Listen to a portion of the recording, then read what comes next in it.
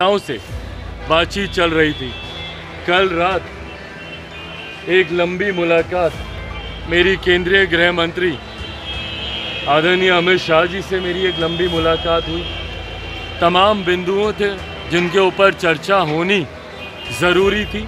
बहरहाल ये चर्चा अभी आने वाले समय में और जारी रहेगी। आने वाले समय में एक बार ये छठ पर्व और उपचुनाव बीतता है तो अगले महीने पुनः अमित शाह जी से और भारत के प्रधानमंत्री आदरणीय नरेंद्र मोदी जी से भी मुलाकात होनी है और बाकी के जो विषय हैं उस पर भी चर्चा होनी है।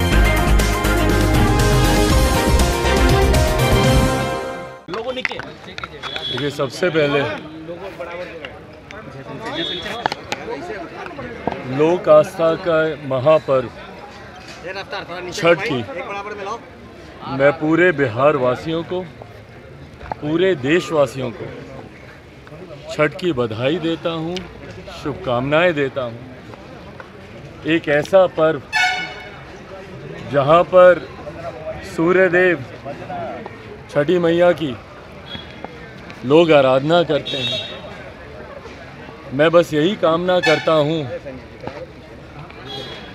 कि हर व्यक्ति की मनोकामना पूरी हो और ख़ास तौर पर जिस बिहार की कल्पना हम लोग करते हैं।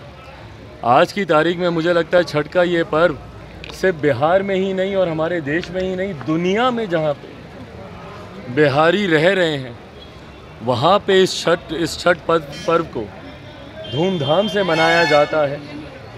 और हर बिहारी की ये कामना रहती है कि मेरा प्रदेश एक विकसित राज्य बने, और यही कामना मेरी भी हमेशा रही है। मेरी लड़ाई हमेशा से अपने प्रदेश को एक विकसित राज्य बनाने की लड़ाई रही। आज तक जितने निर्णय लोक जनशक्ति पार्टी रामविलास ने लिए वो इसी सोच के साथ लिए कि कैसे मेरा प्रदेश विकसित राज्य बने, बिहारियों का खोया हुआ गौरव, बिहारियों का खोया हुआ सम्मान लौटे। जो प्रश्न आप लोगों ने पूछा उस प्रश्न के जवाब में भी मैं यही कहूँगा कि पार्टी ने, मेरे नेता ने, आदरणीय रामविलास पासवान जी ने जब जो निर्णय लिया वो हमेशा प्रदेश हित को मद्देनज़र रखते हुए लिया। इन दो उपचुनाव का आप लोगों ने जिक्र किया कि इन दो उपचुनाव में लोक जनशक्ति पार्टी रामविलास की क्या भूमिका रहेगी। मैंने हमेशा से इस बात को कहा है कि बिहार और बिहारियों को बर्बाद करने में सबसे बड़ा अगर किसी का योगदान रहा है तो वो हमारे आज के मुख्यमंत्री नीतीश कुमार जी का ही रहा है। मैंने हमेशा से उनकी नीतियों का विरोध किया है क्योंकि मैं नहीं मानता कि उनके पास कोई ऐसी नीति है जो मेरे प्रदेश को एक विकसित राज्य बने। मुख्यमंत्री जी के सात निश्चय में बिहार के विकास से जुड़ा हुआ कोई विषय नहीं।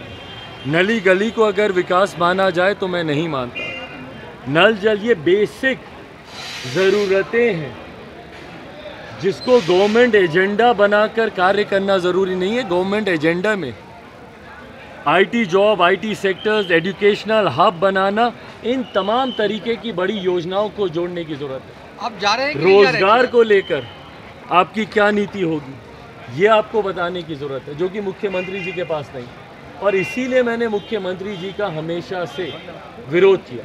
2020 का चुनाव मैंने उनके विरोध में ही लड़ा और इस बात को भी मैंने पहले से ही स्पष्ट किया था कि मुख्यमंत्री जी के साथ जाना या कोई भी ऐसा निर्णय लेना जो मुख्यमंत्री जी की ताकत को बढ़ाता है वो संभव नहीं है। माना जाए कि 2020 का चुनाव, भाई मैं स्पष्ट कर ही रहा हूँ, 2020 का चुनाव भी मैंने अकेले लड़ा ताकि मुख्यमंत्री नीतीश कुमार जी जिस मजबूती के साथ वो बिहार को बर्बाद कर रहे हैं वो मजबूती उनको प्रदान हो। और आज भी लोक जनशक्ति पार्टी रामविलास ने ये फैसला लिया है कि मोकामा में गोपालगंज में जो 2 उपचुनाव हो रहे हैं, इन दोनों उपचुनाव में लोक जनशक्ति पार्टी रामविलास भारतीय जनता पार्टी का समर्थन करेगी। उनके पक्ष में हम लोग चुनाव प्रचार करेंगे और उपचुनाव में भारतीय जनता पार्टी के प्रत्याशियों की जीत सुनिश्चित हो, इसके लिए लोक जनशक्ति पार्टी रामविलास निर्णय लेते समय बहुत बीता है। आप सब जानते हैं कि एक लंबे समय से ये बातचीत चल रही थी, आज से नहीं, लंबे समय से मेरी नित्यानंद राय जी से, केंद्रीय गृह राज्य मंत्री, उनसे बातचीत चल रही थी, भाजपा के कई शीर्ष नेताओं से बातचीत चल रही थी। कल रात एक लंबी मुलाकात मेरी केंद्रीय गृह मंत्री आदरणीय अमित शाह जी से मेरी एक लंबी मुलाकात हुई। तमाम बिंदुओं थे जिनके ऊपर चर्चा होनी ज़रूरी थी। बहरहाल ये चर्चा अभी आने वाले समय में और जारी रहेगी। आने वाले समय में एक बार ये छठ पर्व और उपचुनाव बीतता है तो अगले महीने पुनः अमित शाह जी से और भारत के प्रधानमंत्री आदरणीय नरेंद्र मोदी जी से भी मुलाकात होनी है और बाकी के जो विषय हैं उस पर भी चर्चा होनी है। पर इस उपचुनाव को लेकर ये फैसला ले लिया गया है। पार्टी के तमाम वरिष्ठ नेताओं के साथ बैठकर भी इस पर चर्चा हुई है। मैं ज़रूर मानता हूं कि समय कम है प्रचार में, अब महज 2 दिन ही रह गए भैया, कल और परसों का ही दिन रह गया है। इस कम समय में पार्टी के द्वारा जितनी मेहनत संभव हो पाएगी पार्टी वो मेहनत करेगी ताकि भारतीय जनता पार्टी के प्रत्याशियों की जीत को हम लोग सुनिश्चित कर सकें।